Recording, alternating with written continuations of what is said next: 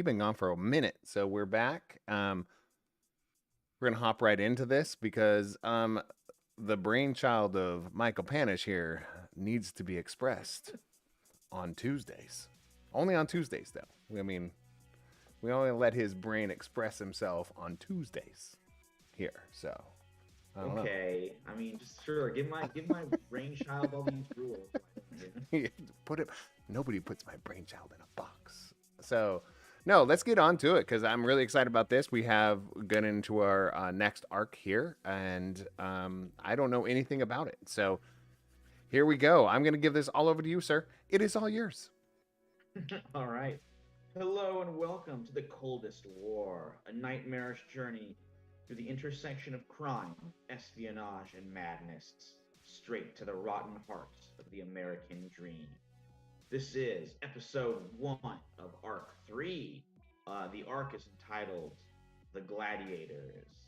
And this episode, 1 of 3, is entitled Roman Holiday. So we'll get into it. I'll do a real quick recap. It has been a little while. But let's go ahead and just real quick meet the players and the characters. Just tell me who you are, who they're playing, maybe just a little bit about them in case we need a quick refresher for everybody, and then we'll jump right into the action. Starting with, let's start with Kat. Hi, I'm Kat.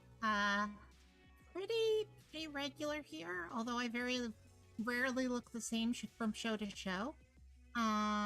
In this, I am playing Lambda 18, the government experiment. You could say gone wrong, but she actually is functioning pretty close to how they want her to, so she's kind of a government experiment gone right. Just, her current babysitter might not understand how much she is working to the way that the government wants her to. But we'll get into that, I'm sure. Telekinetic, and also a human bomb. It's a just wonderful time. She has purple hair, and she can't walk. But she can move herself around telepathically, so it's okay. All right, I'm That's back, guys. Sorry, little technical difficulty there. Oh, I finished introducing myself, Michael. Okay, excellent. Well, I should say, Kat, as well as phenomenal role player. What's the word? I'm trying to think of astounding, amazing costume creator. Also wrote and recorded the intro song to this very series that you hopefully heard while everything was warming up. So definitely thousands of amazing talents. Very awesome theme song, awesome role playing, awesome costume, awesome person all around. I can also touch my nose with my tongue. I'm not going to do it. Oh, very cool. All right. Also joining us is Nick. Hello, everyone.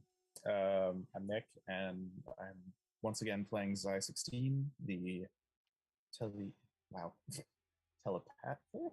Why does my brain not want to say that word? He's telepathic. He's Yes. telekinetic. You can't tell him anything. God, I hope I said telekinetic now. I'm pretty sure I did. I think you did. Apparently my brain just got caught between the two of them and then just stopped working. Anyways, yeah, Zai is very much the telepathic agent experiment. Who knows? He seems like he works with things with the government and everyone else. He's doing some other things behind the scenes though. Whoa. We'll see how that works there. Very lucky to have Nick here. Also, very lucky to have him here. It is Marvin. So hi, I'm Marvin, and not for this show, I'm going to be playing Sergeant Raymond Dowd, formerly a sergeant of the United States Army, got wounded in Vietnam, accidentally, as we say.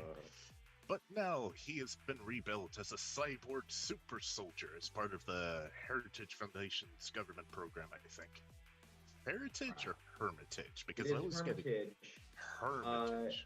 I believe the Heritage Foundation is a real, I think, conservative think tank. So, I mean, who knows what weird experiments they're conducting. That would be accurate that the Heritage Foundation is a conservative think tank.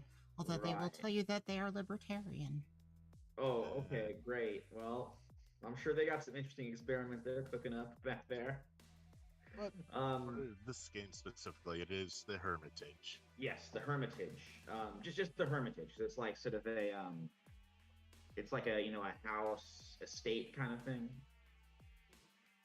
But yeah, Yeah. now it's a cyborg now, wrestling with the Yes. machine in his brain. We'll see how that goes. Oh, we certainly will. And then rounding us out, we are delighted, lucky to have him here. It is Patrick. Hello, everybody. I am Patrick. I am playing Agent Gabriel Carter. She is the sort of handler from this group and, I guess, governmental compass when it comes to what needs to be done. Much to the chagrin of the rest of the group. Can't see me, unfortunately, since I'm currently in another state and I don't have really good internet connection. So here we go. Well, as long as you're here, like that's the important thing, and I'm so glad you could all be here. We had a little bit of a hiatus, a hiatus, which I definitely needed, so I'm grateful for that. But it's good to have everybody back together for sure. Okay, so last time, you agents of the Hermitage were sent to sort of investigate a mystery in Canada. You discovered a place called Harrow House that was doing some nasty human experiments. Should have been shut down, but it wasn't. It was still operating, still experimenting on people, making brainwashed psychic super soldiers. You shut it down, destroyed it, killed the very bad doctor running it, and discovered something else. Harrow House was part of a greater conspiracy run by a rogue Hermitage officer named Captain Howard Tolliver Cross. Captain Cross, he was with the Phoenix program in Vietnam. He was involved in all sorts of nasty, top secrets organizations and projects before that. But now he's gone off the deep end. He's operating out there on his own. During your investigation, you discovered that part of his plan, his conspiracy, whatever it is, involves Operation Gladio in Europe, particularly in Italy. So you guys have been dispatched from the Hermitage to Rome, which was where we will open. But first, we're going to jump back into the past of Lambda. Why am I saying Lambda? I don't know. It's Lambda. Right, into the past of Lambda 18. So at this point, Lamb's powers have seriously awoken. There was a horrible incident. Lamb, you said 9 years old, I think. Is this right after the incident, or is it after she's recovered? This is like while you are recovering. So you're like in the hospital, Yeah, she would be like 7 or 8. Okay, so the current, I believe the current year that we're in is 73. I believe so, yeah. And the incident happened in November of 63. Right, so it's about 10 years ago. It's about 10 years ago, and she's currently 18, so. Okay. Around 8. Yeah. So the incident, which you might get to a little later, in which all of the other members of the Lambda program were killed, has occurred maybe like 2 or 3 days ago. You were sort of in you're comatose for a little bit. You were being, seen to by the surgeons that are on site. And right now, your consciousness has returned. You've been awake for a while. You're kind of like in that sort of hazy half consciousness where you can pretty easily pretend to be asleep just by keeping your eyes closed. So you were there, and you hear some motion outside. One of the nurses, Nurse Mildred, who has been a pretty constant presence, and is sort of the one who is kind of the point person for the day-to-day of the Lambda project, is talking with Dr. Griff, who is the scientist behind this whole thing. And you can, even if you couldn't see them, you could, it's Dr. Griff because he has this club foot. You can hear the rhythm as he's walking down the hall. Right now, he's talking to Mildred. They're kind of quietly going over, the details of what happened. And you just hear Dr. Griff being like, so I've seen the footage, but I understand we were there in person. She's like, oh yes, yes, it was quite a thing. I mean, we had reinforced walls, we had all sorts of supports. Uh, the masonry was exactly as you specified, and yet she just tore right through it. And you hear Dr. Riff being like, yes, it worked perfectly. I'd like to go and see her if you don't mind. And Nurse Mildred's like, well, what if you think that's a good idea, Doctor? And she lets him in. Dr. Riff goes over and kind of like sits down on the edge of your bed. He's like, Lamb, my dear, are you awake?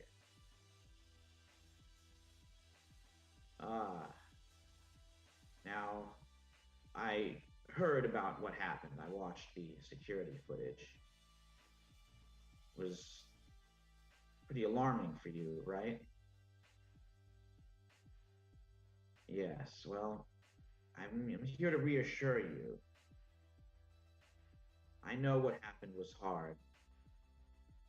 And these things do happen in our work. There are always setbacks. But it doesn't change who you are. See, Lamb, you've been given this wonderful gift. You get to be a hero. And it's up to you, no matter what, to use the gift that I give you, that you've been given, to fight evil. You understand that? She makes a gesture like she wants a pen. Oh, of course. At this point, she can't talk at all. It took years of therapy for her to be able to talk. Right. Yeah, I remember when Zai was visiting, you had to use like psychic. Mm-hmm. Or not you have to. You got to use psychic communication. Yeah, he gives you like a little notebook and a pen. And she writes in it sisters with a question mark.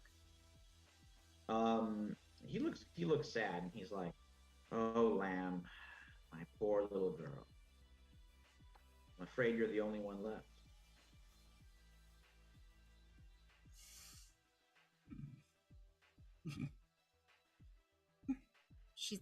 She's crying, but she can't make anything more than like choking noises with her throat. Yeah, he like leans a little bit closer and gives you sort of like a weird, awkward pet on the shoulder. He says like, just remember, these setbacks happen in our work, but our work is important.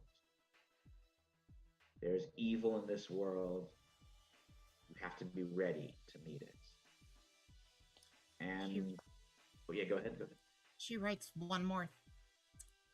She writes 3 letters on the page, which is JFK with a question mark.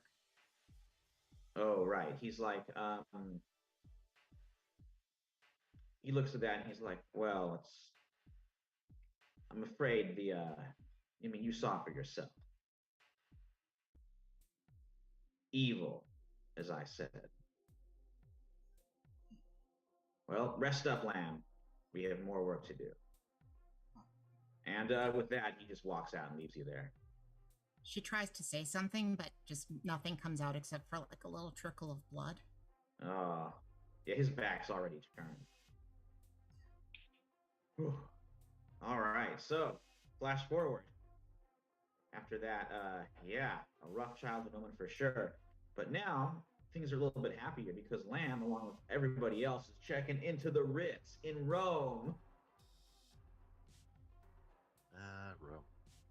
That's pretty swanky for us. Yeah, it is. I do have I'll note that. Sorry. Oh, go ahead. Yeah, since I got to disguise myself, would a disguise kit work for that? For what? Since Dowd's like a big hulking robot, he's obviously got to disguise himself. We've been using disguise spell, but could I use a disguise kit? Oh, a disguise kit. I think so. I mean, I think a disguise kit is like, fake mustaches, fake skin that you could, I guess, slap onto your. Yeah, I mean, it'd be like Invisible Man kind of stuff. I'm trying to think of like Does the Invisible Man ever like put like weird makeup on so he has like skin and stuff and can blend in with the? Some versions of it, I think so. I don't know. I don't think of the original because they definitely didn't know how to do that back. Right. Well, But yeah. I think in the one with Kevin Bacon in it, yes, I think he did do that at one point. Right. Okay. Memoirs Cool. of an Invisible Man, definitely. So I'm gonna say that's a classic I have yet to read. Need to read that one. Um, okay, so I am gonna say, Dowd, you you can get a disguise kit, but it's not gonna change your like physical features. So you'll still be like a big hulking like 7 foot machine man. Um, so I might have you roll deception to like try and blend into stuff, but you could definitely use the disguise kit. No problem. I am proficient in it, so Okay, why don't you go and give me a deception roll as you guys like head into the lobby. Wampus the clown, your sort of handler, is of course with you. Yeah, give me the roll and then we'll check with Lamb. I see we got that hand up there. so with proficiency, do I just add my proficiency bonus to the roll? Yes, and a deception roll. Okay, so this is at a +2. So 14 total. So I rolled a 13 +2. What does it think? Yeah, rolled 13 +2, 15. 15. Okay, nice. Yeah, with that, like people aren't. I mean, it's a hotel lobby. People are coming and going. No one's looking at this like. There's just a really tall guy with like glasses and a mustache. People aren't looking at it too closely. So 15 is definitely good. You feel like you blend in pretty well. And I was just gonna give everyone the thumbs up. Amazing. Lamb, how are you doing? Oh, I was just gonna note that Lamb is in her wheelchair right now. She doesn't let anybody else push her. She's moving it herself with her arms. She's not actually moving it with her arms. She's moving it with telekinesis, but she's at least doing the show of that she's moving it around with her hands. Right. And Coco is with you as well, of course? Yeah. Okay, awesome. Coco, the faithful chocolate lab. Yes. So Wampus like checks you guys in. He's sort of like your he's this folk singer clown asset who does all the sort of gopher stuff for you guys. He comes back and says like all right, well, got you guys checked in, real nice place. Should we head on up? Sure, All right. I'll lead the way. Okay, come on in. So you guys go in, elevator whisks you up. You head to your suite. Like they've definitely spared no expense here. You get to look out over the city. It's like about this time of year, kind of early August. So in Italy, it's the summer. It's hot. It's warm, but it's still got that kind of like Mediterranean beauty all over the place. And you can look over, the famous skyline, all the great sights, the trees, clear blue sky. Like it's looking pretty good. As you guys are relaxing, Carter, you see that somebody has slipped like a napkin into your pocket of your trousers. Well, my passive perception of 9, that makes a lot of sense. I'll take a look at it and see. I'll wait until nobody's in the room with me, then I'll take a look at it. Okay. So, Wampus gives you guys, again, just kind of like repeating Bush's instructions, saying like, all right, now, he said he may have some contacts if you call, some people who were in the know about Gladio. It kind of rhymes there. So I guess you guys just relax over here, and then we'll start digging into it and see if we can turn it up and see if we can capture that cross fella. Okay. At some point, I'd like to talk to you, Agent Carter, just to ask a couple questions. Sure. Do you mind giving me a few minutes? Sure. Take whatever time you need. I'll just play with my dog. I'll step into one of the rooms then. Okay. Oh, it seems that Zai is just like, yeah, it's just living large up in this hotel. I'm sure, like, they got room service. Oh, this is way swankier than he grew up with. Yeah, you can just like, call room service. They'll bring up like wine, they'll bring up food, whatever you want. So You he's living can large there. you can call them and they just bring you food. Yeah, Well, pretty this is much. what. Oh yeah, Dad, go ahead. Yeah, pretty much. Room service, of which I can't partake in anything. Is this One. country is this country known for having decent food? Rome? Of course, I would say. Is Rome a country? I thought Rome was the capital of Italy. It Well, is the capital of Italy. Okay. Yeah, we're specifically in Rome. Italy as a whole is known for good food. Alright. I really don't know anything about it other than Frankie's family is originally from here. Yeah, go ahead and order anything you want. I'm gonna make sure the star in the skies holds up. Low-tech solution, the text said. Yeah. I don't know what most of the words on this menu mean. Okay. So while Lamb is figuring out the menu, Carter, you get a little bit of alone time. You look at this note. It's just like a hotel napkin, but there's someone has written on it in pen.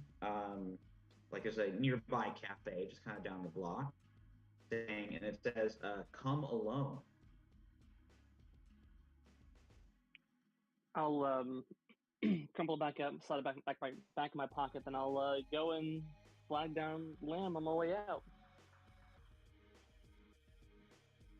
Yeah, Ooh. if the two of them can talk in a room off to the side, that would probably be good. She doesn't want to talk about this in front of the other two. Oh, sure, sure.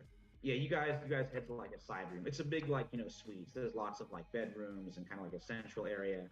So and it's a lots of bathrooms. Why am I describing the architecture of your amazing suite? It's got whatever you need. You guys go to a side room. Hey, what's up, Lamb? No, I don't usually try to ask about what's going on behind the scenes because they'd prefer that I don't know, but were they happy with the target?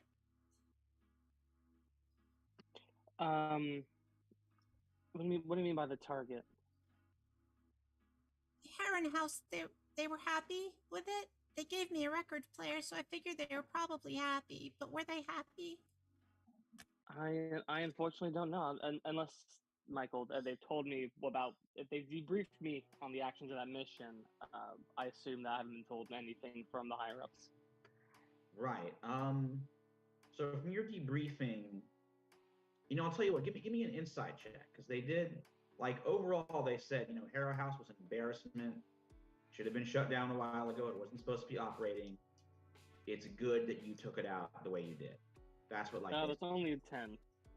Okay, so as far as you know, that's what they didn't have any what's the word, ulterior thoughts. It was like, yeah, the gist of the debriefing was that Harrow House like happened in the 50s. We're done with that. It was supposed to be destroyed already, so it's good you did what you did. So they were pretty happy, I would say. Lem, I do believe that they were that our actions were acceptable within parameters of the mission. Okay. I don't want them to do. I don't know if they were the ones that did it, but just to have them not do the thing that happened to me in Coney Island, okay? No, of course not. I don't want I that don't to happen want that either. to happen again. Is that what happened? Did something happen to you while we were at the Harrow House? The Harrow House, I chose to do it myself. I chose to activate myself. While we weren't near people, so they've been wanting me to do a field test. Don't know. Maybe they don't want you to know. Maybe I shouldn't talk about this. No, that's fine. We're teammates. We need to talk about these sort of things. They've needed me to do a test in an environment that's not controlled for a long time. And I think... That's what you did. Yes, but also I took care of the orderlies so they wouldn't attack us and destroyed the place that Dr. Griff didn't like. I know he's not really involved anymore, but I hope they told him. But I don't want what happened in Coney Island to happen again, okay? If you can tell them that. I will. I will. Okay. I don't even know if they did it, but I don't see any reason that the Russians would, and I feel like we're maybe friends. And I can trust you, and they won't do the thing to me that they did to the taffy lady. Okay? Yeah, of course. Yeah. I'm trying really hard. I know you are, and you're doing a good job. Just tell them I'm trying really hard, okay? I will. I will. Don't worry, Lamb. I sort of, gently pat her on the shoulder. Thanks for telling me. I really am glad you told me about this. I would have liked to have known that this was what you were going to do back then at Harrow House, largely because I didn't know what was going on. And when you're leading a field team like this, you have to know most things, otherwise bad things can happen. Not just to you, but to our friends. To Zai, to Dowd, to you, to me. I'm sorry. I'm not a soldier. I know you're not. I know. I'm just a kid in an experiment. I know you are. You're not an experiment, you're just a kid. Just make sure, okay? Just make sure they know I'm trying. I include this in every report. That you are doing commendable out in the field. Thank you. You're welcome. I have to step out. I don't really like hotel food, so I'm gonna go get something on my own. I'll see you all in a little bit. All right. I sort of give her a sort of slight side hug, and then I give the dog rub, and I head out. Do you want to know that even though I'm crying, and it's regular tears coming out of this side, when Lamb was doing it, this side it was blood. Horrifying. Yeah. I mean, tears too, but it's very mixed with blood. It's kind of like pink tears. Whoa. Yeah. I can cry on cue, but I can't cry blood on cue. Please don't do that. That would be impressive. What a moment. If you could. So after that amazing heart-to-heart, Carter, yeah, you head outside, you follow the instructions. There is kind of like a little, coffee shop, open-air cafe thing at the corner, just while the traffic's going by. And just, a quick glance over it, you do see a familiar face. You see Julia Dowd, who is Raymond Dowd's. Dowd, is this your younger or your older sister? Younger. I believe it was younger sister. Younger sister, right. You have met her before in New York. She's a investigative journalist, a reporter. You made some use of her knowledge, and she does not like what happened to her brother. But yeah, you spot her there in the cafe waiting for you.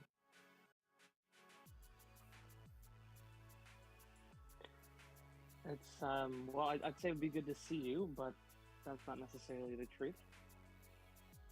She's like, well, bless you for not lying. It's just, every time you pop up, it feels like I'm about to get some big news that I don't know and I'm not usually a fan of. Well, today I'm here to make your life a little easier instead, I'd say. Okay.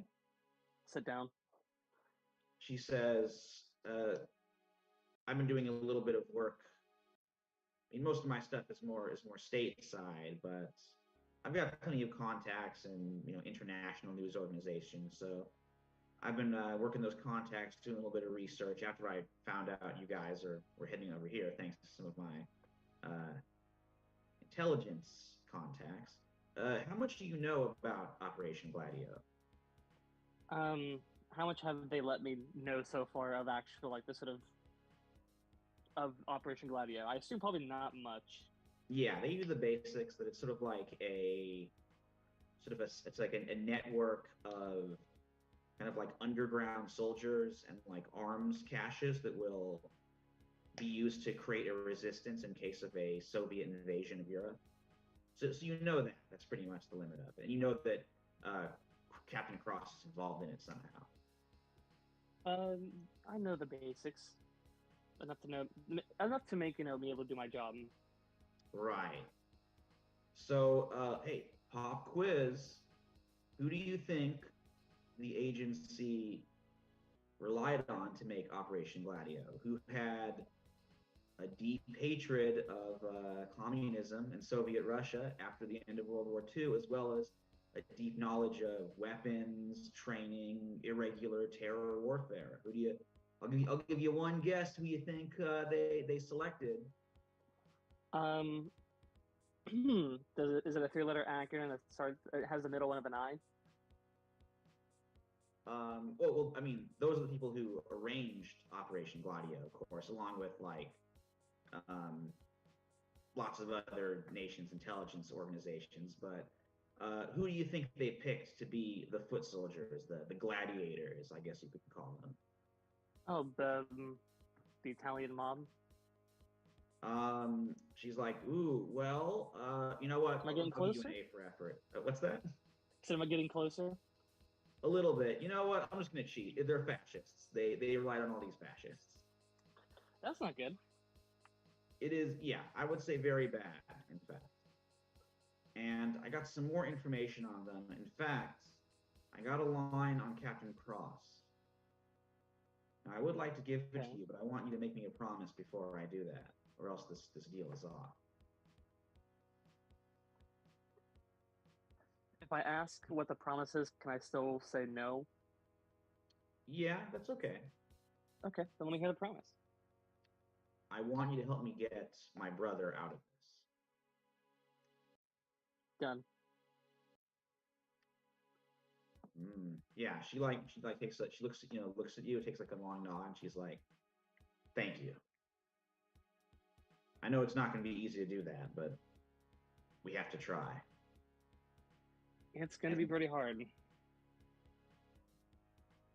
I'll see what I can do. I mean, I've done a lot of research into Tomorrow's Soldier. That's sort of what got me like digging into. I mean, I did just the war before this, the social causes back home, but like after that, that's when I really went into the raw stuff, the stuff that is you're burn after reading ultra classified, that kind of world. I didn't go into it until what happened to Raymond. That's why I was able to find information, since most of it's burn after reading. Right. Well, I'm gonna hold up my end of this bargain here, and she gives you 4 invitations. They're just like cream colored tickets with some like gold lettering on them. She says, from what I've been able to figure out, Captain Cross has one big ally who is sort of the point man for all Gladio activities in Italy. His name is Domencio Dori, aka, and the name is going to be weird, but there is an explanation for it, aka the Frog Prince. The Fraud Prince? Yes. Okay, so first of all, he is a prince. He is actual Italian royalty, so that's where the prince comes from. And during the war, he was a frogman for Mussolini. So he was doing like diving and planting bombs on British and American ships and that kind of thing. One of those diving guys, frogmen. So hence the Frog Prince. As of nicknames go, that one makes a lot of sense. Yeah, I mean, I would say like it's pretty solid nickname. Um, I mean, I don't know if he likes it. You know, hey, but for nicknames, like you don't get to pick your own. They're given to you. So he's the Frog Prince. I assume these invitations are related to something involving said frog prince. Yeah, he likes to throw these big parties at his villa. He's become very active in Italian politics. He's connected allegedly to assorted neo-fascist terrorist groups. Nothing's ever been proven. I know he's involved with Gladio, and I know that he's one of Cross's contacts within that. So he likes to throw these little soirees, get-togethers for his ultra-reactionary fascist pals, mobsters they do business with, businessmen, all kinds of people like to come by his fancy villa, hang out, gossip, and plan. And with these tickets, you get front row seats. Are we certain that Cross is going to be there? She thinks about it. She's like, I don't know. I think you guys gave him a scare in up there in Canada. From what I can tell, he hasn't surfaced. He might Well, maybe. Oh, go ahead. I was just thinking maybe we can get access to him through this prince via the ball or soiree. Absolutely. And whatever Demencio Dori is planning, Cross is a hand in it. Okay. All right. So she stands up and she's like, "That's all of it. I'll be in touch about Raymond." Oh, and by the way, this is like a super fancy, you know, exclusive high society kind of party. So I don't know what you're gonna get my brother is. He was never really one for dressing up, even before the whole, you know, before what happened. But yeah, dress well so you don't stick out. Oh, you know, bodyguards come in all shapes and sizes. Ah, okay. All right. I'll be in touch. I'll see you later. And she heads off. She has like one of those cool scooters that she's, you know, rented for the day and gets on it and zooms away and is quickly lost in the traffic of the city.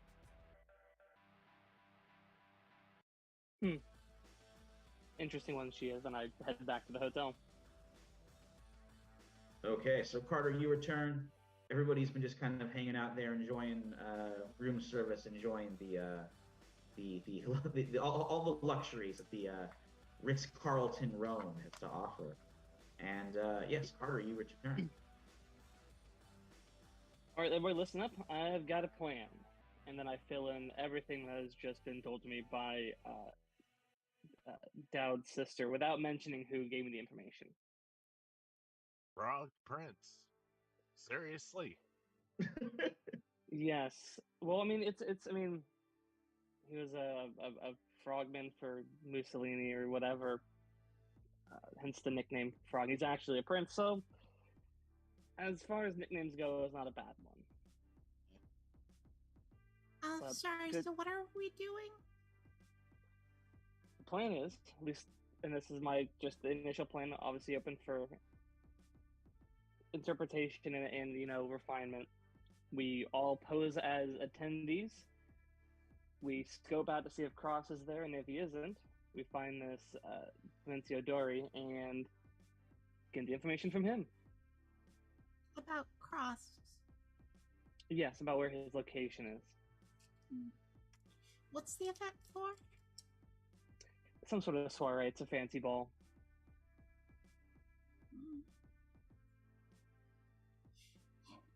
Got it. All right. I don't. So, What's this thing named that I'm eating? It's little things that are like made of starch and they're bent over and they're small. That's some sort of pasta dish, I assume. Yeah, and it's covered in cheese. What, do you not I'm- like it? I don't know. It's called Morricone or something. Has Lamb not had macaroni and cheese before? She's never had ever? macaroni and cheese. Oh, Wow. The first the Look pick. down. Oh, it's called macaroni and cheese. I like it. Yeah, that's pretty good. Yeah. It's a good home cooked meal. It's probably the best version of macaroni and cheese we'll ever get, though. Oh, Mm. okay. I don't know about mean- that. Kraft is pretty good. Nah. Wait, I'm sorry. Agent Carter's saying that Kraft is pretty good compared to like what you would get in Italy, in Rome. Wow. Look, Carter is just saying that there was something homey. That's that home, home cooked feeling of Kraft mac and cheese that just is just so good. It's not necessarily the taste. In her Fair. defense, it is the associations with childhood and whatnot. That's true. That's fair. There's something, nostalgic about that, I guess. I don't know, Cardi, you should really try this. It's pretty good. Well, of course I'll try some. I'm not gonna say no to macaroni and cheese. There's other things too. There's whatever this animal is, and whatever that animal is. Hmm. Dow, did you want to say something there? Yeah, he's just gone. Yes, all of you, please keep eating in front of me. It's very nice. Look, man, it's not our fault you can't eat. Eh. Well, you go ahead and enjoy your food.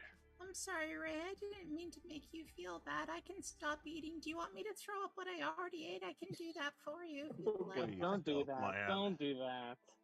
I just don't want you to feel bad. It's alright, it's not anything anyone can really help. I only usually get milkshakes and hot dogs. Well, you enjoy your mac and cheese, Lamb. All of you, don't let me spoil it. I'm just gonna go out, have a smoke. Well, I mean, we kind of need you here for the planning. I won't be too far, probably just on the balcony. So it's a soiree, so I need a fancy dress, probably. Yeah, Do definitely. you think this place will be wheelchair accessible? Well, if you get you a dress with a long enough trail, it won't matter. Okay. I'm trying to ask now when it's okay for me to hover. I don't want them to be upset. I think in this situation we're fine. All right. I know I wasn't on my best behavior in New York, but it was a lot of experience at once, you know? Don't worry about it. It's fine. Okay. Okay. Sorry. Go ahead, Carter. I'll say, Wampus, do you think you could get us set up with some at least decent threads? Mom says like, yeah, I mean, Mr. Bush done opened up all the accounts, so any kind of fancy clothes you want, you say the word, we'll go pick them up. I've Yeah, heard just Italy some- has some really good tailors, man. So That's I true, they see- do. The government, you Does gotta that use the mean government. we back. can get custom clothes made for us? I mean, right now it's like about lunchtime, and the party's in the evening, so they could probably like do a rush order, get something ready by the evening. Probably not anything too fancy, but sure, we can start with the base thing and maybe do a little embellishment. Okay, so Something I've really noticed a lot of is that much like on TV, nobody else seems to ever have purple hair. Is it strange that I have purple hair? It's a little out of the ordinary nowadays. Okay. I'll I'd say take this. probably. Sorry. No, is this something I should cover up? Is it standing out too much? I wouldn't say so. I mean, they got all those weird hair dyes nowadays. It's not any weirder than what I have here, so Right. Actually, I think my thing is a little bit weirder to most people. Hmm. I like your eyes, though. It's better than my eye.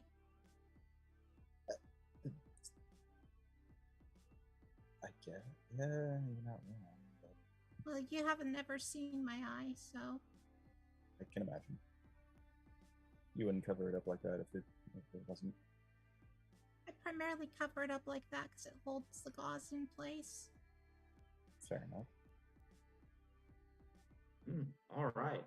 So with that, all you guys, we'll just kind of cut ahead. We'll cut through the quick shopping montage. Yeah. Your way. I need the bulkiest coat you got, and then a hat. Make it obvious that I'm not a robot. I have a question. What time of year is it in Italy that he's wanting to put on a bulky coat? It is the summer, Okay. but I'm not going to stop down from getting a bulky coat though. It is going to stand out because Italy in this Romans in the summer is the same temperature as Sacramento in the summer. Yeah, it's warm, so it'll be weird, but it's not unheard of, I guess. At least the coat will be discount. May stand out, but will anyone question the 7-foot guy in the corner? That's the point. That's accurate. So we Lambda. got down. Oh, sorry. Go ahead, Lamb. Oh, well, Lambda is not getting bulky clothes. She wants a nice dress. Right. We got Lamb in this like a beautiful kind of gown. What do you think? Is like some shimmer to it, sort of a metallic looking thing, or? Basically, if that's what they suggest, yes. She just comes in and is like, I don't know what nice clothes look like, but I'm supposed to go to a place with nice clothes, so. Does the movie star from Gilligan's Island, is what she's wearing nice clothes? They just exchange like a look and they get like right to it. And yeah, you've like this full on gown, and they do offer you like one of those fancy like broad brimmed hats to kind of cover up the hair if you want. Oh, sure. It is bright out, so she'll Yeah, take the hat. What's that? She'll take the hat, yeah. Yeah, so you get a cool hat to go with it. What's Zai's look? What's he wearing to the party? I think Zai tries to get as much like yeah, no, Zai is basically gonna try and like dress to the nines essentially as much as he can because it's not his money. So yeah, I get it. You can always go for the most expensive option when it's someone else's money. So I think it's not quite a tuxedo, but it's like a pretty like fancy like fitted suit with I would say I'll stick with the what's sort of like a purple theme to it, so probably like a purple petticoat with sort of like like a purple tie, like probably gold cufflinks kind of thing. Oh, nice. Yeah, very very fancy. This very like loud, but tasteful, purple tinged ensemble. It is the 70s, so. I mean, it's like the coat and the pants are probably your standard black, but like you like little purple accents and a little bit of gold. Oh, nice. And we already got Dowd with a bulky like overcoat kind of thing. It's a nice dress coat. Yeah, it's a good like top coat thing. Very very very fancy. Covers his bulk perfectly. And then finally, what is Agent Carter wearing to the party? I think what Agent Carter is wearing is sort of silk outfit that is, sort of long sort of suit-like pants, a sort of dress-like sweater top with a scarf, and just enough space as I could hide my gun and a knife on me, so at least I'm not completely unarmed when I go into this place. Oh, nice. Fashion meets function. Yeah, and And I'm glad somebody went with the scarf because, like, I was figuring everybody would just have like kerchiefs and so yeah, it's good. It's good we got a scarf representing here. I mean, Absolutely. if they had put a kerchief on Lambda, she wouldn't have stopped them. All right, maybe they gave her. It's your own fault if she doesn't have one, is what I'm saying. She has the kerchief. Okay. Okay, so we've done our cool shopping montage. We've done everybody's like the car pulls up to the villa. Wampus, who's wearing like just a rumpled tuxedo that he got, and he's like your chauffeur, so he has the hat on. He's not actually going in, but he'll have the car like right outside, and the engine running in case you gotta get out of there fast. So yeah, he pulls over with the other cars, and yeah, you guys all like walk over. It's the early evening right now. You got that gorgeous Italian moon out there, like this sort of this warm like silvery glow.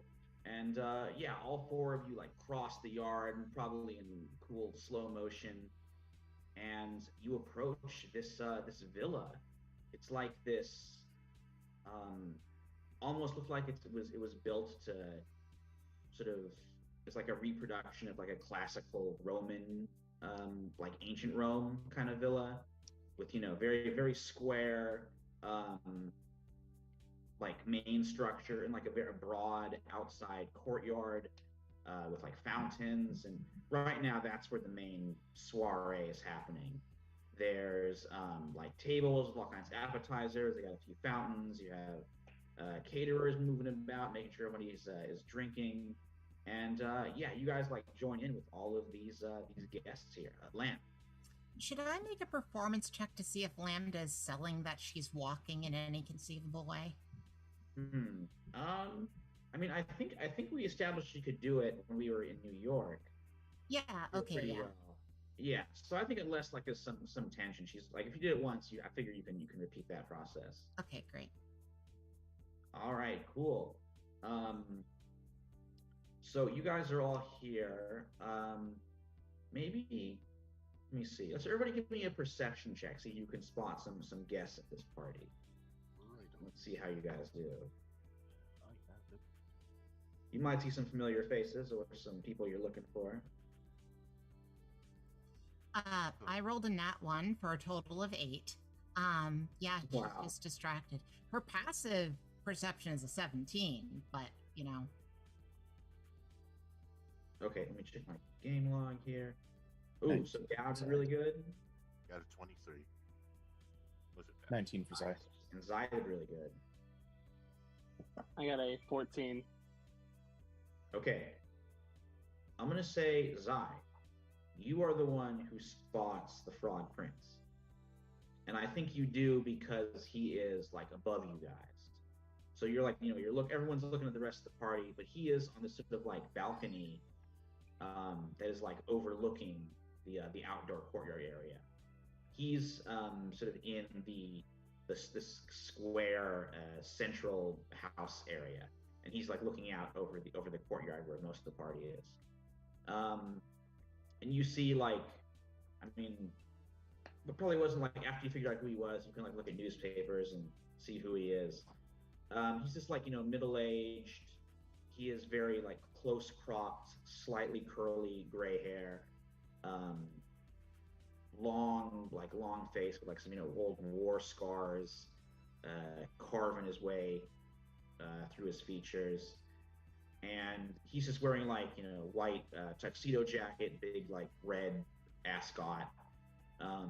He sort of like got his hands on the railing of the balcony, is looking around at everybody, and then he heads back into that house. You can see there's like other people there that he's talking to and greeting. So Zai will connect with Carter and just be like, "Well, found our prince. He's in a white suit, red thing on it around his neck. Just went inside from the balcony." Any sign of the one we're looking for? Not yet. Oh, he may make his appearance. If not, some of us should at least start making our way up to greet this frog prince. Sure. you guys, They keep giving me this fizzy soda that makes me feel weird. You shouldn't be drinking that. That is alcohol. Oh. Is it bad that I've drunk 4 of them already? They're really tasty. Oh no! Yes, that is very bad, actually. Maybe you I could. I just thought because it had bubbles in it that it was just pop. No, it is Nope. not. Oh, Nope, no, indeed, it is not. it's pretty sweet too. Yes, it's a type of wine. Oh, okay. I've never had that before. Oh, it is at least something. Hey, I've had 4 glasses of it. All right, so while Lamb is dealing with that, Dowd, you're kind of next to her, and you actually notice another familiar figure, someone who you recognize. It is the Corsican, who is that Corsican sort of mob enforcer and assassin who you guys cross paths with in New York. Right now, he's hanging out at the party. He's wearing like just a full-on like white tuxedo. He has like that Panama hat, kind of tilted back. He's just like greeting people, shaking their hands.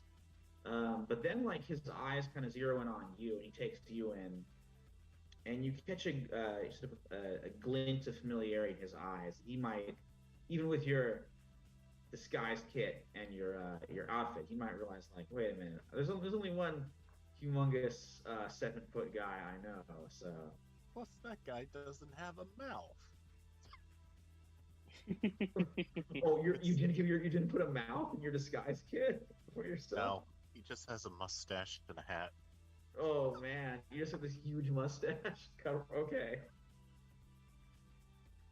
What a look. Yeah, the Corsican is definitely like staring at you. Probably figures out that you. Oh, okay. So Lambda is holding her liquor. That's good to know. Yeah, he definitely realizes that like something is going on. He might have figured out who you are. But he gives you kind of like a friendly nod, sort of beckons you over. Not really. Yeah, sort of beckoning you to join him. Well, Dowd's gonna go to Carter. Carter, I think that's the Corsican over there. Ah, yes, a good friend of ours. Zai, do you mind watching over Lamb?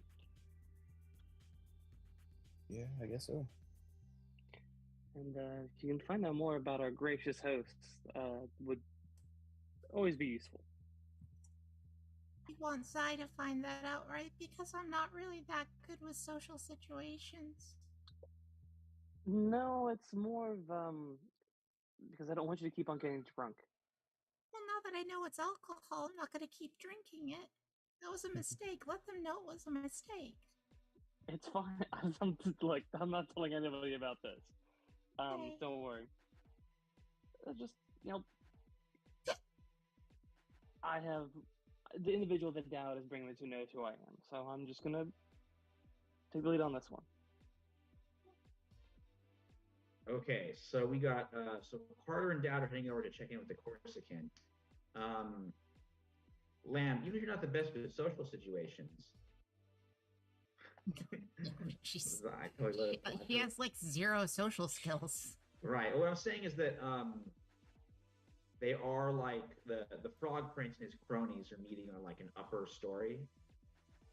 So maybe and there's like a big wraparound balcony. So maybe there's other ways to get up that won't just so you can like do it from the shadows instead of just climbing straight up and being revealed. So you could stealthily make your way into eavesdrop if you wanted to.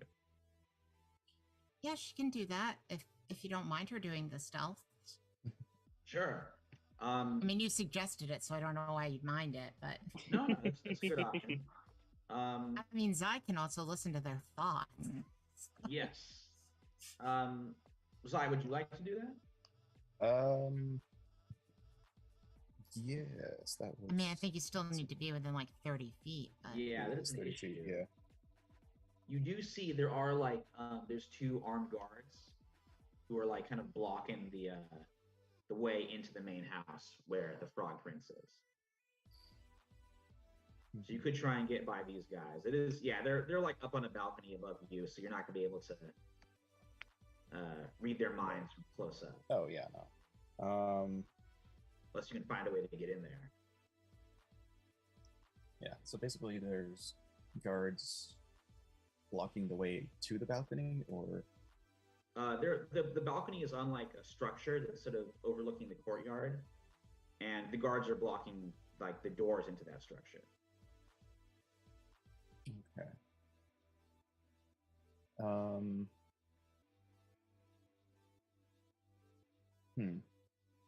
So this is where players' lack of social and deception is not coming in handy. Yeah, Well, because good sign. I mean, Lamb has telekinetic powers, but not ones that can make her fly that I know of as of yet. Also, that would be really obvious even if she could. In the middle of the party, just zoom up in the air. Yeah, like, oh, I'll get closer to them. Like Superman's up there. Lamb, you could try scaling, like I said, go to the side of that structure, get up that way, out of sight. Sure. What kind of check is that going to require? Ooh, let's make it a acrobatics or athletics to scale it. I mean, acrobatics is better, but she's not particularly good at either. So. Okay, and then a stealth check to be stealthy up there. Okay. Well, I'll do the acrobatics first to see if she can even figure this out, because she might not. Okay, it's all right. See what Nope. we get here. Nope, she's stuck. It's a 10. Okay, give me a quick stealth roll too. Okay. I'm rolling bad tonight, except on that 22. Nice. Hell Ooh, yeah. Awesome. Okay, so how do you think you get stuck climbing up this wall? Totally undiscovered, of course, by these guys. I mean, I think it's simply the fact that it's like she really moves by hovering, and she can only hover so much, and then it's just like dead weight after that point. So she hovers up to a certain degree, at which point she's broken whatever it is that lets her hover, and then she's just holding onto this trellis by her hands and not really able to move because she does not have good muscles. Ooh, all right. So you were stuck there. The frog prince and his goons don't see you, so you're super stealth. But your friends know you're there, and they know you might need some help. So,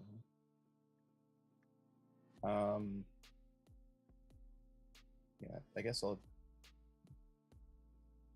my player is not coming up with a way of infiltrating besides just charming the two. There's only two guards, right? yeah, two guards blocking the way in. Okay, so I'm going to try this. I'm going to walk up to them and cast Charm Person at second level, so I can target both of them. Oh, nice. Okay. Do you like saying anything? I mean, even though this is like Italy, I'm sure these guys speak English. Yeah. I will basically just be like, hi, my friends. I really need to get up to talk to Domenico about something that's very important. And we're all friends here. I'm sure you can let me sort of slide in there. Just it's a real quick thing. With the Charm Person is a Wisdom save on their part. Ooh. All right. Well, let me know what they have to beat, because I think they didn't. 15. Yeah, they rolled very low, 3 and a 4. So yeah, you go right through them. They're like, "Of course, senor, please." And they both scoot aside, and you can walk right in.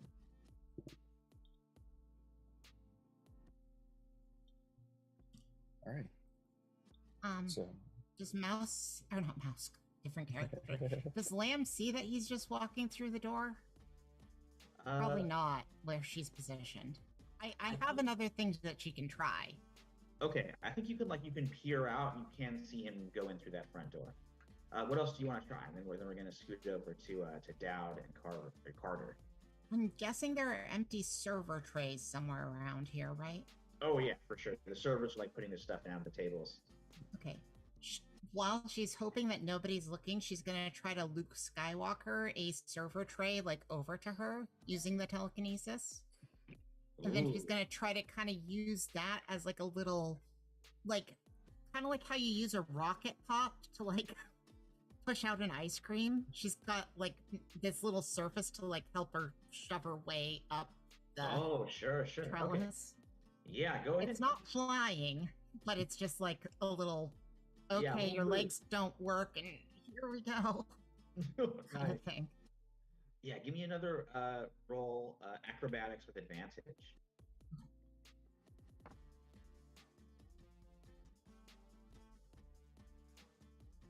All right, well, that's a 19. Ooh, yes. Okay. Think with that, you like right up to the balcony. You're like you pull yourself up over the railing, and yeah, well, and then you see, and Zai, you see this as you're from the inside. There is like bottom floor, sleek, ultra modern. There's like a hi-fi bubble chair, all this very very kind of fancy modern furniture and appliances and so on. And upstairs, which is like where Land can now see, there is a so like a meeting room, kind of open air, but definitely like a private meeting area. And you see Domenico Dori sitting down with a few other individuals, maybe just like just two, around like kind of a bulky radio transmitter. One of them is a lean, silver-haired German fellow who three of you as players will recognize, but I don't know if your characters would know who he is. But it is Dietrich Donziger, who is that Hexen commando, this like sort of ex-Nazi scientist who experimented on himself during the war and gave himself various psychic powers. He is there in the meeting, and you hear, you hear his name as Dory talks to him. And there is also a portly, kind of chubby guy with like sort of a pencil mustache, very loud, like checkered, black and white tuxedo kind of thing. And his name is Dario Poe. And you realize he's kind of like the money man. But all three of these guys, without knowing that you were there, start chatting. All right. Meanwhile, Dowd and Carter, you go over to join the Corsican, who is like, he's throwing back those flutes of champagne. And he's like, oh, Agent Carter. And this big gentleman, I think I know who it is. It is the sergeant. Well, you got that right, but now do you know my name? My friend, I know all sorts of people. Some names might slip my grasp. I think it is, he's thinking for a while, Sergeant Raymond Dude? Dowd. Close Almost enough. got it. Dowd. Oh, how embarrassing. I apologize. Well, it is interesting to see you here. Ah, well, some business brings me here. Same Senor with us. Dory. Oh, sorry, go ahead. Also, and same with us. Ah, of course. Tell me, what business do you have with Senor Dory? We're trying to track down an individual named Patrick forgets his exact rank. Oh, a captain. Yeah. Captain Cross. He's like Captain Cross. Oh. Well, to make a very bad pun, he is not somebody you want to cross. I get that one. Yeah, it's obvious. Oh, Sergeant Dude, I knew you had the humor somewhere in there. Yes, it is our unfortunate pleasure to have already crossed him once. And now we got Carter doing it too. It's a good joke. You might as well continue on with it. Anyways, what business brings you here? He says, let me introduce you to somebody, because I think if you really want to make trouble for Dowd, perhaps you can use a friend. So he takes you to the corner. Wait, make trouble for Dowd. What am I saying? Make trouble for Cross is what he's saying. Right. Big, huge difference. You want to make trouble for Cross, you could use a friend. So he takes you to like sort of the corner of this party, where there is a middle-aged woman. She's wearing like very elaborate, like sort of monochrome. What am I saying here? Single color dress, good amount of jewelry, cigarette in like in a holder, just kind of puffing away as you guys like take some seats around her. And the Corsican says, "Allow me to introduce Luigina Kahlo. She represents an organization that her late husband did before his unfortunate demise. And I think she could prove useful to you and your organization." Good evening. It was a pleasure to meet you. Yeah, Kahlo like just kind of like puffs out a big cloud of smoke and just sourly says like, "CC, sit. Good to meet you," he says. Well, what else can we say to someone not pleased to meet you? It's all common manners. And Dow takes out his own cigarette. Ooh, she kind of likes that. She's like, I do like a man who knows how to smoke. Carter reluctantly removes her own and also lights up. Hey kids, smoking's bad for your health. Don't smoke. Yeah, It's very bad for winners. But this Side is just tabletop evidence. coming out strong against big tobacco, so don't worry about it. But like whenever he's puffing away, she's like, "Well, maybe you are not so bad for Americans."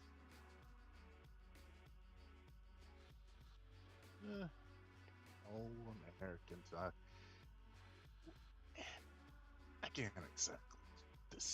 I can't exactly say anything against that. Carter, back me up here. What, saying something about American? Something good. It's got to be something good at least. We have a lot of fingers and a lot of pockets, I guess. Something good, right? She says, "Yes, in fact, let me tell you some particular pockets you Americans have filled. The Sicilian Mafia. Your relationship with them is well known at this point.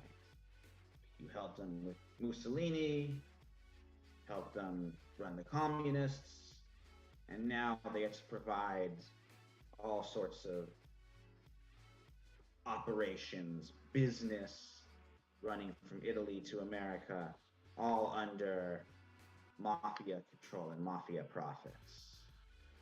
And you," and then she kind of glares at the Corsican, "you helped them do it." And he's like, "I'm a facilitator, a people person. What can I say?" And she says, "The mafia, the time needs to end. Right now, they're fighting these bloody wars. They spill over into the streets. They have to be stopped. They killed my own husband. So if you help me take care of those Sicilian bastards, then maybe you can find some friends among my organization, the Ndrangheta." And Do I know anything about that organization? yeah, Carter, you would know the basics, which is that there's like there's three like organized crime groups in Italy. There's like the mafia in Sicily, the Camorra, I think in Naples, and the 'Ndrangheta are in Calabria, which is kind of like the area right above Sicily. And at this point in history, like they're all kind of violently vying for control. And the mafia has, they've dropped a lot of bodies, done a lot of damage in this part of history. So the 'Ndrangheta is kind of like, for her at least, is looking like an alternative for that. Though, of course, they're not exact. They're pretty far from being non-violent themselves. How bad would it be for my employers if we went and messed with the Sicilian mafia? Ooh, are you asking her or are you asking I'm asking the DM if there's somewhere I could make to sort of weigh my options in front of me. Okay. Because the Sicilian mafia is involved in Gladio. Yes, yes. And they have a lot of, like they were like moving drugs for like the Grimaldi family, which is also tied into the CIA and Gladio and stuff. So yeah, moving against them could definitely upset your employers. However, she's selling you like, if you want to move against Dory, it would mean moving against them anyway. Because they're tied in with Gladio, they're also tied in with Dory. Oof. So we're going to be in conflict with them anyways. Possibly. I mean, we might not be getting into a conflict directly with Dory, but maybe using him to get somebody we're currently after. She's like, well, if there's anybody in Italy or even in Europe who you want to go after, then it would be very good for you to be my friend. After all, I have this guy helping me. And she like nods to the corpse again. He was like, oh, you flatter me.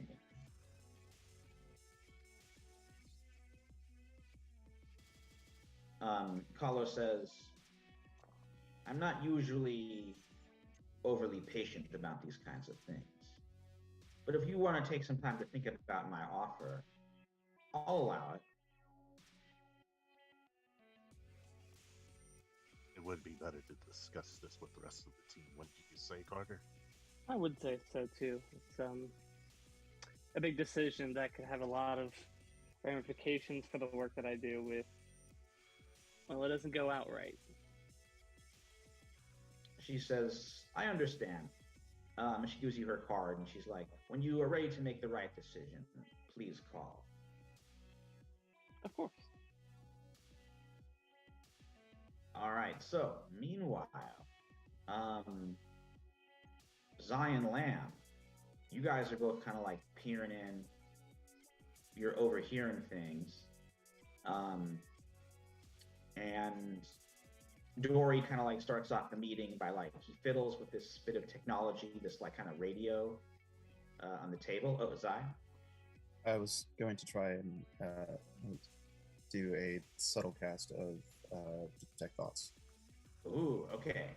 So, who are you casting on? Is it Dory or Anthony or Poe? It starts off as an area, and then I can focus in. Oh, you get all of them. Okay, that's super cool. Yeah. Do they need to roll to avoid it, or does it just happen? It's only if I focus in on one person. Right. So I get surface thoughts, just generally. But, okay. Yeah. And for subtle cast, you need to do like a stealth check, or do they? No, subtle cast allows me to cast the spell without somatic or verbal components. Oh, that's so cool. Yeah, so you're listening in, you're getting all of them. Okay, so you hear from Dory being like, I do want to know you can only listen to one of their thoughts at a time every 6 seconds. That is how the spell works. Good to know. Okay, well, I'll tell you what, I'll get you what they're saying, and then afterwards I'll kind of get you some of their individual thoughts, just like a quick smattering. So we're not so going to like do, um, you know, here's what I say, here's what I think for Gotcha. everybody. Yeah. Okay, so Dory finishes filling this radio and he kind of like stands back, and then you hear Captain Cross's voice on the radio. Captain Cross being like, gentlemen, I'm very sorry I couldn't be there in person. I have a bit of a difficulty right now. But understand that I am fully aware of your operation. I'm watching it intently. I wish to understand the strategy of tension. I wish to see it in action. I've done operations quite like it, psychological warfare operations, but nothing of this scale and grandeur. So be assured that even if I'm not personally present, I am watching. And Dory's like, yes, very well, very well. Senor Danziger, you brought down the weapon. And Danziger is like, heaven's tears. Yes, I have them. What about your weapons? Those gladiators, those automatons. You know, back during the war, we always used to joke about those things and how pathetic they were, how they would collapse as soon as the fighting started. And you can tell, like, Dory's getting a little bit angry at this. And he's like, they'll do their job. Just make sure your heaven's tears do them as well. And he looks over to Dario Poe, and he's like, and you, God's banker, the money, it will come through, right? Running this kind of operation isn't cheap. And Poe's like, well, we have, the money that you've been supplying to me, or your friends have been supplying to me. It's all thoroughly washed and ready to be reused. But I just have one question: what exactly are these heaven's tears going to do, and will it possibly come back to me? And Danziger like glares at Dory, and he's like, "This is what comes from not using a true believer." And Dory's like, "You will get paid, rest assured. Now, go and enjoy the party." And the Poe starts like heading off. Dory looks back to the radio and says, "As you can see, Senor Cross, everything is ready. You will soon see the strategy of tension paying off." Okay, so Zai, psychic-wise, Dario Poe is super nervous. He feels like he's over his head. He's terrified of these guys, doesn't know how to get out. Dory is, he's like, he's all business. He believes fully in his cause. He wants this heaven's tier business to be successful. He doesn't totally trust Danziger, but he trusts him enough. He's going to bring heaven's tears in, whatever they are. Danziger thinks like Dory, is like an amateur in the whole fascist terrorist game. But he's willing to use him, and he respects Cross, he fears Cross, but he's also like, I have to use him. Like, I can't, even if I don't like this guy, he's the one who's in charge, so he has to be followed. All right, so Danziger goes out the balcony to smoke a little bit. Dory's still kind of like sitting down, start disassembling the radio, and Dario is like just heading outside by himself, looking pretty worried. Okay, Lamb. Go for it. Go for it. Aren't I currently on the balcony?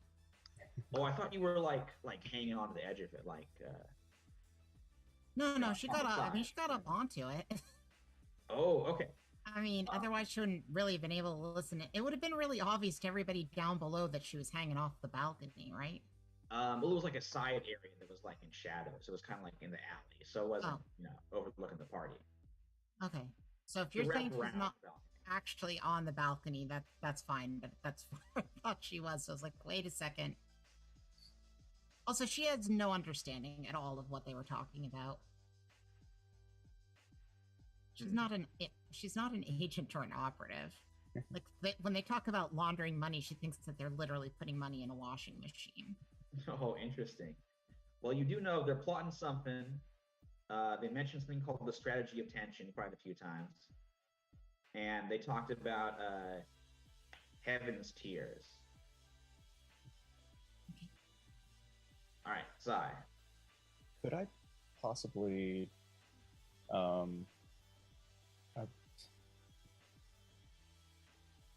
yeah, I want to see if I can get a little bit more information. I think, yeah, I think I want to, see if I can glean a little bit more about these tears from Danziger. So. Ooh, okay. So you're gonna try and read Danziger's mind about what Heaven's Tears are? Yeah. So it is. All right, let's do it. What spell are we using? How do It's still detect thoughts, but I'm focusing in on him. So it's a wisdom save, DC 15. Right, okay. I'm gonna roll in front of the board. Or, did it roll in front of the board? Can you guys see it?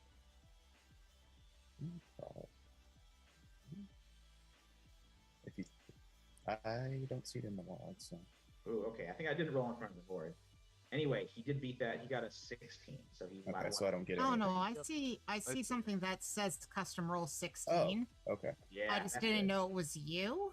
Oh, It's me. Yeah. Rolled with a clockwork dice set. Yes, Nice. that's me, the clockwork dice man. Okay, so you do have that ability that makes someone fail a save if you wanted to. Or roll disadvantage, I believe it was. It's a once a day. Might be a good idea. So, yeah, if you'll allow me to use it. Okay. Since...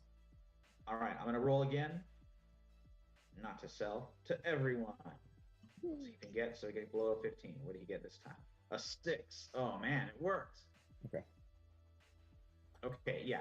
You pierce his mind. You're looking at Heaven's Tears, which isn't that hard because he's plotting about it. He's thinking of it like top of his mind. So you're getting like images of some horrible,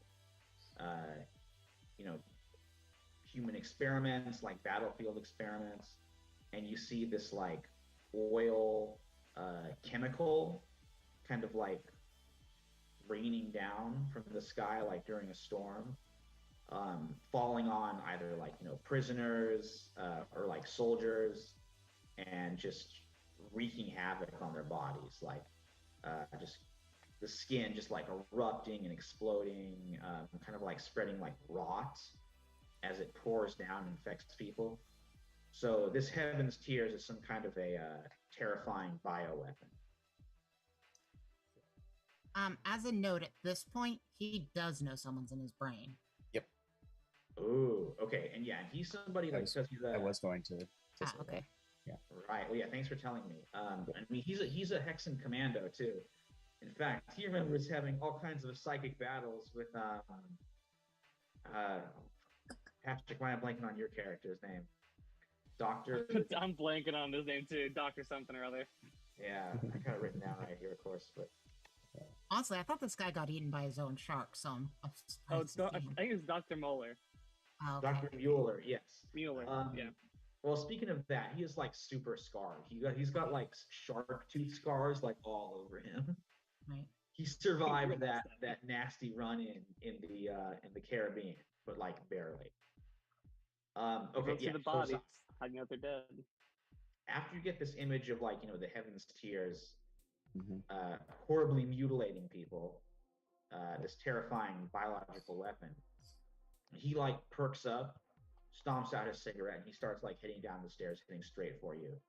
Okay. Yeah, no, as soon as after I get that image, I'm like, okay, time for me to leave. And yeah, I don't see Lamb anywhere, but I would know her general direction. Actually, no, I'm going to do this. I'm going to cast a new spell of mine by the name of Sending. So, let's see here. I think I gotta be careful with my words because it's exactly 25. So, Lamb will hear gathered information leaving now. One of them knows I was in their head.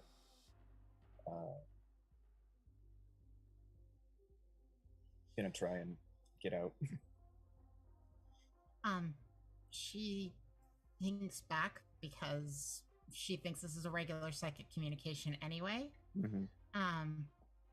Which one could tell? Was it the guy all covered in shark teeth? I've got eyes on him. If you want, I could probably drop something on him, or I don't know.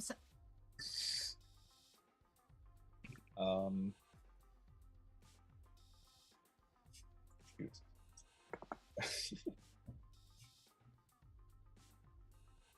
Well, I didn't get eyes on her, so I couldn't have made a connection to her. So. Yeah. Ooh, so you're not able to answer? No, not without casting it a second time. Right. Ah, okay. We'll check on a lamb in a second. Zaya, how long does charm person last? Those two guards. It lasts an hour. An hour. Okay, they're still charmed. So like, Danziger is like starting to shout like, "Do not let that individual leave." And the two guards are like, "Senor." They just like step aside and let you go. Yeah, it was like as I passed by him, I was like, I have no idea what he's talking about. I was just, yeah, maybe you could talk to him and see what happens. I don't know. Just thanks, guys. All right, you dash back outside and you're back in the party. But you do know Danziger is heading after you. Unless Lamb did something to him on the I was gonna say, I'm hoping that I did something. Okay. I'm trying to get my theater of the mind oriented here. Is he coming down a hallway that leads to doors that lead to outside, or is he walking down steps from the balcony? But there weren't steps to the balcony, so he has to have gone inside and right? Yeah, he called to those guards below, and then he's starting to walk inside. Out to where the party is? He's going, there's no stairs in the balcony. Gotcha. Okay, so he shouted from the balcony. Yes, down like into the building. The door was open. So. Gotcha.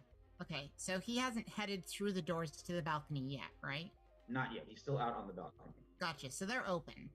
Yes. Is it a wooden door? Yeah, I'll say so. Okay, the door shuts before he can get in. Oh, nice. And she's just holding it closed using her telekinesis. Right, okay. Provided that the door weighs less than 1,000 pounds, she can do this. These are not that heavy doors, don't worry. Yeah, the doors slam shut. He's trying to like, you hear him like swearing in German as he's trying to like wrench them open. Yeah, and she can keep it held shut as long as she's within 60 feet of it for the next 10 minutes. So she just kind of lets herself drop. She's a monk, and she is at the level now that like she just absorbs damage from falling if she's a reaction. So I don't think it's that big a drop. Not at all. Okay, so if the drop would have done less than, I want to say 25 points of damage, she's okay on absorbing it. Oh yeah, she's fine. Okay. I'm not 100% like how much it is right now. Yeah, it is 25 at her level. So yeah, she's just holding the door shut on him for the next 10 minutes. Amazing. Yeah, this Nazi, he's stuck outside. Hey, I mean, if he wants to jump off the side of the balcony, that's his business. But he might. Hey, if you're cold, they're cold. Bring him in. No, leave him out. You do notice though, like he does have his own powers. So, like as you drop down, you do see like he's holding up his hand. It's glowing with energy, and he's starting to like try and smash his way through the doors to get through. It will take. Yeah, okay. But you do know this guy is powered. For sure. She's gonna still trying to be within 60 feet of this door, see if she spots Zai. Yeah, you see him coming around or just going out through those front doors. She like points at her head when she sees you. Yeah. Okay, so I don't know what we're doing. I heard them talking too, but I didn't understand most of it, but I'm guessing you did? It's not good. He seems really upset and he's throwing energy balls or something at that door, so. I was in his head, and he Okay, knows. okay. So Should we leave? Well, you should leave. I can buy I you some time and then I'll just let the door open. I can try and blend in with the crowd, but that's about. I don't know how much that'll do with if he's got powers. Yeah, I mean, I don't think he knows that I'm the one holding the door shut. Keep him there as long as you can, I guess. Yeah, just try to get as far away from him as you can in the meantime. Yeah. I have to stay within 60 feet of the doors or I can't. I've found Mhm. they've been doing tests on me and they've found out that 60 feet is about as far away as I can be from something before I can't control it anymore. Good to know. Well, I'll keep the connection as long as I can. Sure. I'll let you know when he busts down the door. All right. I'll try and find Carter and Dog. I like when she gets to think to people, so because then I don't do the voice. Ooh, okay, Zai. You make it into the crowd. I'm not going to do a stealth check just yet, Okay. but Danziger's going to be coming down in a moment. Yeah. I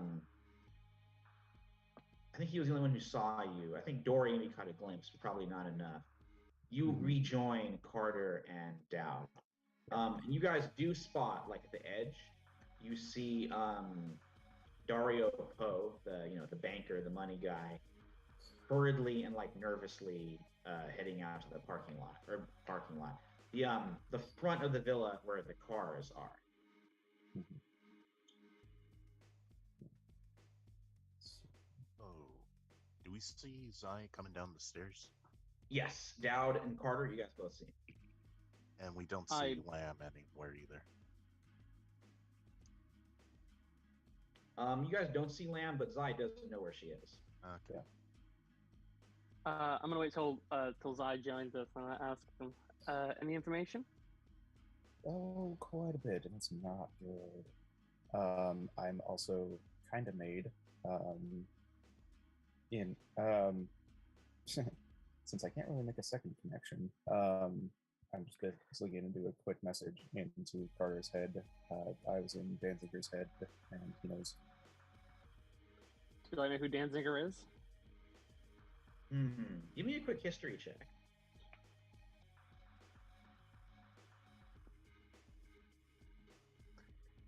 That's only an 8 for me. Ooh, I mean, you can probably guess he's some kind of an ex-Nazi, but you don't really know particularly who he is. The German last name working with fascists, probably. Yeah, fair.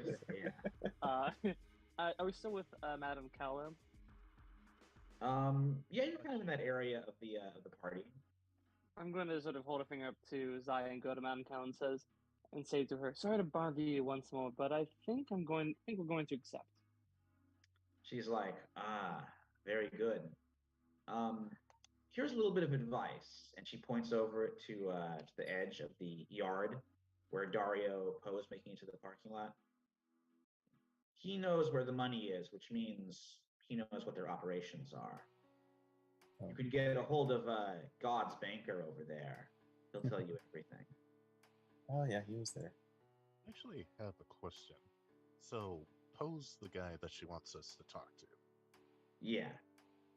Is he within 90 feet of me? Can I see him? You can definitely see him. I mean, yeah, I'll say 90 feet. That's probably about how long this courtyard area is. Okay. Well, we need to talk to him. Don't mind if we do. Something the text added last mission. And Dowd's gonna hold up his hand, and you can see a little computer just roll up on his eyes, like, target locked. It's gonna cast Vortex Warp on the guy. Whoa. So Okay. he needs to make a Constitution saving throw, DC 15. He can also choose to fail if he wants to. He doesn't want to fail. He wants to escape. I'm going to roll in front of the board. His Constitution's not great. Let me do a real quick.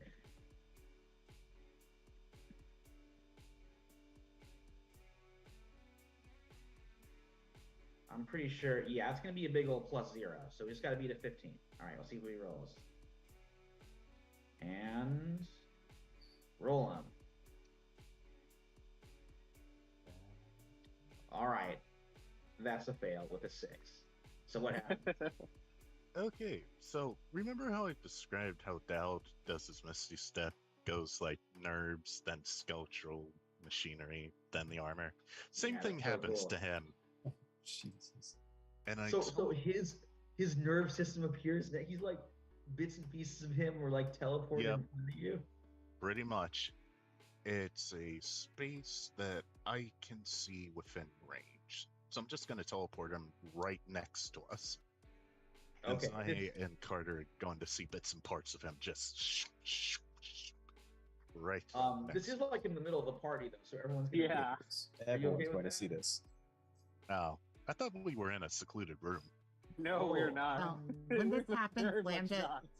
Lambda thinks to Zai, like, I don't know what you guys are doing, but literally everybody is staring at you right now. Okay, well here's what happens. You definitely get Poe right in front of you. I'm gonna say you were in kind of a secluded area, but some like some waiter or something does see this happening, just like kind of glances over and like screams, and then a few other people realize what's going on, and like this party is falling apart. Immediately casting calm emotions. You're gonna try casting calm emotions. Yep. Ooh, So okay. people within the 20-foot radius. Okay. Is that a save or is it happen? It's a charisma save. Yeah, Okay, and 15. everybody has to make it. Yeah. Yep. Friends, Zai, everybody has to make it. All right. Oh, I'm gonna okay. roll. Oh, okay. I don't I'm know feeling what really you're chill right now. included from it. Am I not? I don't know. I'm the caster, so that's, You know that if you cast Fireball where you're standing, what happens? that's a fair Alright. point. Yeah. Well, actually, they have to be the 15. Yeah. Okay. I'm afraid they rolled a 15. Okay. Yeah. You try and calm them, but there's tons of them. Yeah. It's just not working. People are freaking out. People are starting to run. At this point, Danziger has blown up the door. He's just like blasting his way through it, and he starts like coming down this. He like runs through the stairs, shoves aside the guards, and bursts out. He's like calling to other guards. Yeah. Poe though is like right in front of you, just like stunned, terrified. So you can grab him and go. Mr. Poe, I think. Don't worry about this right now, but I think if you want to get out of your little deal with the other two, you might want to come with us. Yeah, we'll take good care of you. He's like, Mike's got a question. my nervous system and bones left me and appeared in front. Let's just go. You'll be fine. It happens to the best You'll of us. be fine. Walk it off. Like, I Walk it failed my off. save. I'm just chill right now. Lamb Okay, does too. see Lamb's hand. Okay. The moment he got through the door, she sent a communication to Zai because we still have the link up. Mm-hmm. Oh, Like- definitely. Okay. He's through the door now. Yeah, we need to go now. Should I join you? I'll just Yeah, find us. Okay, I'll just mingle with the party and figure out where you are later, I guess. Oh, the party's gonna be a little preoccupied. with I mean, their how much are things. people freaking out at the party right now, like the main party? I know Oh, people I were would say- screaming. I would say 100%. Oh, Like, everybody's freaking out. Okay. yes, this party is over. Everyone's like rushing out, heading towards their cars to get out of here. Okay, yeah, I'm just gonna follow the herd then and catch up with y'all. Yep. Yeah, they just saw some Cronenberg shit. I wouldn't blame them. She'll dash to go, which means she's moving at 80 feet. Yep. Like when she dashes, it's fast. Nice. But not Um, she's not double dashing, she's not making it like superhero shit. It's just she's a little faster than everybody else. Right. Very cool. Yeah, I'll say, Lamb, you make it like the parking lot first. The rest of you guys are heading over. And then as you're running through the crowd, Zai, I want you to Mhm. give me a Constitution saving throw as Danziger lunges through this crowd and tries to like grab onto you and like stop you. Okay. If I saw Danzinger moving up to Zai, could I have done anything? You know, I'm gonna do a stealth roll for him because he was trying to like blend in with the fleeing crowd to get closer to you guys. So let's see if you would. Yeah, she wouldn't have just like. Right. I'll do a stealth roll for him. Ooh, not so good. Yeah, you definitely noticed him. Okay, before he can grab Zai, he is going to need to make the other bonus action open, even if she's dashing. Mm-hmm. And I believe that the telekinetic shove is a bonus action. Okay. Really could help me out here by defining it easier. It is a DC 15 strength saving throw, or he gets shoved basically pulled 5 feet towards her. Oh, okay. All right. He's getting a +3 to this. So he gets to beat a 15? Yep. All right, see how he does. Ooh, he rolled really well with a 19, I'm afraid. Oh. Sorry. No, it's fine. Yeah, you try and shove it, but I mean, this guy's pretty strong. Like, he's got some top of the line nasty experiments on him. She did what she knows how to do. Yeah. She also thinks to Zai, look out. Yeah, it doesn't go well with a nat 1 for a 6. A nat 1. Oh no. Oof. Okay. So he grabs you. He's gonna zap you. So you're gonna take a little bit of damage here. Let me do a quick roll here. All right. You're gonna take 12 damage. He rolled decent on that one. Okay. And he is like holding you in place and like shocking you. It's kind of like a nastier shocking grasp. Okay. Can I do something? I would also like to do something once he's done something. Ooh, okay. And I will say, Dowd, Carter, you guys are around there too. Yeah. Let's have Zai go though. I think if he's got something. I want to try a Dissonant Whispers. Basically, Whispers. Okay. Yes. Basically, I'm basically going to just be like, get off me, and it sort of reverberates into his head in sort of like eerie whispers. Nice. Is that a save? It is. It is a wisdom DC 15. Wisdom save. Okay, his wisdom is not so great right now. He's beat a 15? Mm-hmm. He did not. He only got a 10. Okay. So he will take some damage, and he will be frightened of me. Oh, that's a good move there. Yep. So he takes 10 points of psychic damage, and you must immediately use his reaction, if available, to move as far as its speed allows away from me. Oh, awesome. Yeah, he's trying to like grab you, shock you. You let's like stare into his soul, throw those dissonant whispers on him. You get like an impression of one of his worst memories being torn apart by sharks. And he lets go of you and just kind of like he like tries to go into the crowd, gets like smashed, knocked over by this crowd, and yeah, thanks to that, you were able to make your way to the parking lot. Is Wampus there? Yup, Wampus zooms over with the car.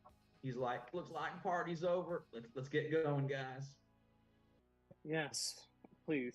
As soon as we're in the car, as soon as like we're all in the car, just be like, Dad, what the hell was that? What part of subtle don't you understand? It expedited our mission. We needed to talk to the guy. We have him, don't we, buddy? And he like clasps Poe's arm. Poe like shudders. He's like, please don't do that again. I think Sergeant it's really Raymond good that Dowd. we're literally on everybody's radar now. Oh, Sergeant Raymond Dowd. You have broken operational security. Don't do that again, please. I'll try not If to. we're in a secluded space and we're chasing something that's done in an alleyway, that's fine. But in a crowded room with witnesses, people can't know we exist. Well, all I care is that the mission is going as planned. Except it hasn't. No, How is it not? we've been Our made. enemies now know our capabilities. They would have known anyways, saying as that guy was chasing after Zai. I mean, yeah, that was one of us. Now they know that we're all here. I Oh, don't now know. Oh, I sorry. don't know Go if ahead, they Lamb. necessarily know what I can do. Like, because I didn't really succeed on shoving him. I don't know if he made that connection. We Well, can Still assume is- they know one of us has telekinesis, though. and since they're all working with Cross now knows that we're onto him. Yes. Point taken. Poe says, "Well, if it's any consolation, oh, he's Irish now. This is okay. Irish now. If there's any consolation, my friends, I think that what they're going to do, they will do it with or without you. So it's good that you are there to stop them. I just hope somebody stops them." Yes, we're gonna stop them. We're gonna do our best. Maybe a little bit harder now. Mhm. It Agent- might be a little harder. Agent Carter, they seem to have a diabolical plan to take money and bring it to a laundromat. That's not exactly what money laundering is, Is it not? ma'am. No. I mean, in a metaphorical sense, yes. You take dirty money, you clean it so it can be spent properly, but not in the literal sense. I don't think. Oh, is that a literal thing? He's like, "No, we don't actually put the money in washing machines. Good. I just use sort of I move it around and put it in various legitimate businesses and hide it in other banks. I did a little bit for the Vatican as well, or a lot. That's why, God's banker is sort of the nickname for me. Clever nicknames all around. Wow. Yes. Anyway, but then, filling with these guys, all part of Gladio, of course. Everything had to be, the weapons caches and the organizations funding them with mafia drug money and other secret money. That's one thing, but what they're going to do, this attack, it's part of this program they're doing, the strategy of tension, a way to just fill the whole country with chaos and fear by doing assassinations, terror bombings,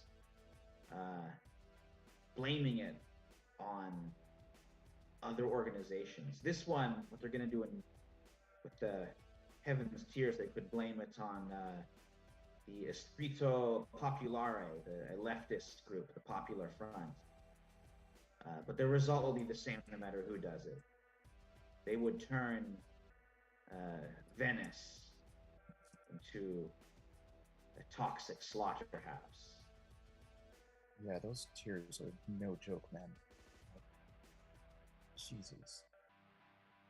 I don't know if I can project images into people's heads, but if I can, I would do that to Carter. Sure. We think in pictures sometimes, so you can put those images into using a message into everyone's head. Yep. Yeah, so they get an idea of what the Heaven's Tears are, this horrible biological weapon that rains sort of inky rot from the sky. Did you know about this, Bo? Poe is like, "I knew it was some kind of a terrible weapon, but they've done bombings and things before, but no, nothing like this." Yeah, But, this is worse than mustard gas, man. I think so. But you guys can stop it, right? You can go to Venice and stop this. Well, so it's gonna be in Venice. Okay, that's good to know. Sure, but you're coming with us. Well, how about maybe not. Maybe I could wash some money for you, in a washing machine even. I think we have a lot of questions we need to ask you first. Don't not going to teleport you again. Only if you try to run away.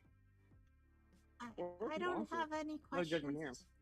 I don't have any questions to ask you because I'm not good at asking questions. But um, I don't have anything to add to that, and I don't know why I even said anything. But ever since I drank those 4 drinks, I just feel like really sharing a lot of information. Yeah, we should probably get you some That's- water. Yeah, you probably need some water, maybe some juice or something.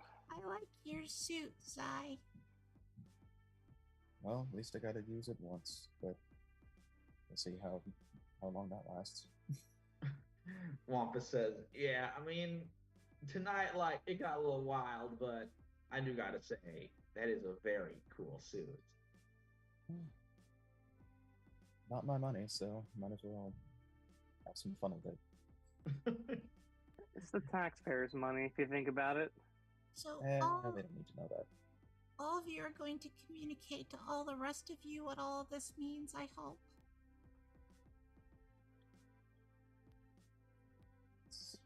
Yeah, I assume so. Okay, and then maybe you can write up notes that make it so I understand. I'll do my best. Okay, We always have to Pictures? write up mission reports, anyways. pictures could help. I don't think you're gonna want to see pictures of this.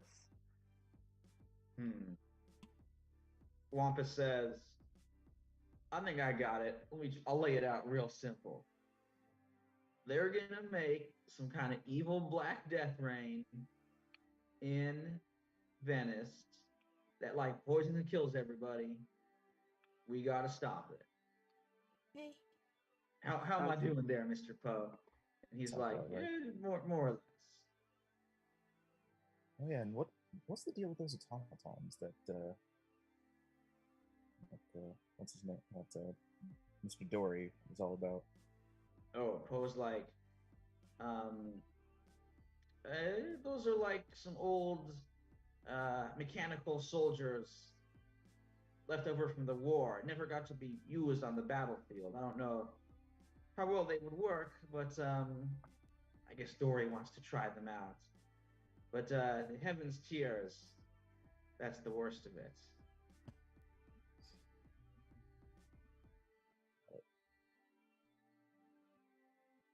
Oh, So that's the bigger problem first. Yep. see? Better we know this now rather than later. I saw a cartoon once where people went to a thing like this, and the one lady was wearing glass slippers, but I didn't see anybody wearing glass slippers, and I just wonder if anybody ever wears glass slippers to these sorts of things, because I didn't see any. And honestly, it seems like they would break if you tried to dance on them, right? Glass, no. Crystal, yes. Yeah. But that's sort of high fashion, sort of not really sort of what you'd wear to a soiree. That's more of a fancy, formal event. I might be remembering this wrong, but rats made her dress? Yeah, that's a Yeah. cartoon that doesn't happen. I didn't think it did. I just maybe kind of hoped it did. I mean, Zai does have a magical pet rat familiar, so. Yes, but can Zai's magical pet rat familiar make him a suit? Maybe if you give it enough time. You never know. Any rate, Yes, like yeah, sorry, go ahead. I'll say like monkeys and typewriters and Shakespeare. All right. Well, when we come back next time, we will have to see if Zai's rat can create some kind of a clothing item or a slipper, a suit, something for somebody to wear. Also, you guys are headed to Venice because they're going to unleash those Heaven's Tears and destroy that beautiful city as part of the strategy of tension, which is in fact the name of the second episode of this arc. So when we get back next time, I believe on the 9th, Next week. hopefully that's good for everybody. We'll see Yeah. if Scooter Yeah, I'm good. Yeah. agrees or disagrees. I think it's the 9th. We're gonna have our next episode. All right, awesome. Yeah, so The 9th will be episode 2 of the Gladiators. Episode entitled "Strategy of Tension," when we see if these 4 heroes can save Venice. What's that? Heroes. That somehow. I was hung up on that word too. I was like, I was like, Oh, I think they're heroes. you guys are all heroes to me. I can't even do real air quotes. This is like heroes. Like We're heroes. they get shit done, but Anti-heroes at best. I think they're I'm not sorry. Remember, because you have to make up a Lamb word was for really these. just a sock puppet for the government. I mean, I think we have that firmly established now, right? You guys have done a lot of heroic stuff. That's brilliant. So no, I'm really excited. We're all of us are kind of back in town. Well, I'm back in town. We're gonna do some stuff. I mean, besides Patrick, the ominous Patrick T. He's out of town, but man, he's dedicated son of a bitch. So thank you for, I mean, realistically, like, we're all kind of in our home right now, but dude, Patrick's like traveling and enjoying the life and everything, and still takes the time to be here today. So I have this big shout out. Thank you, sir. 100%.